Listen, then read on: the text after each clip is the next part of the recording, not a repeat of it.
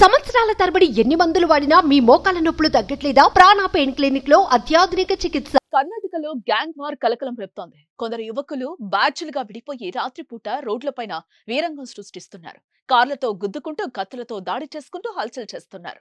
మే 18న ఉడిపి ప్రాంతంలో చోటు చేసుకున్న ఈ ఘటనకు సంబంధించిన దృశ్యాలు తాజాగా సామాజిక మాధ్యమాల్లో వైరల్ గా మారాయి.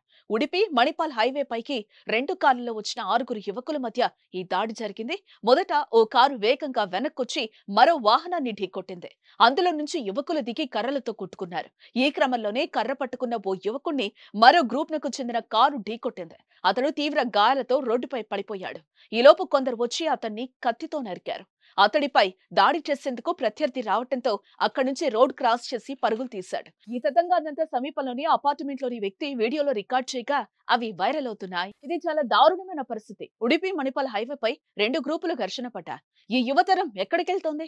ఈ దోషులందరిపై కఠిన చర్యలు తీసుకోవాలి అని ఓ వైద్యుడు ట్విట్టర్ వేదికగా పోలీసులను కోరారు. దీంతో వీడియో వైరల్ కావడంతో పోలీసులు చర్యలు చేపట్టారు. ఇప్పటి వరకు పలువురు నిందితులను అరెస్టు చేసి రిమాండ్ కు తరలించారు. మిగిలిన వారి కోసం గాలిస్తున్నారు. 2 గ్రూపుల మధ్య ఆర్థిక పరమైన వివాదాల కారణంగా గొడవలు జరిగినట్లుగా పోలీసులు విచారణలో తేల్చారు.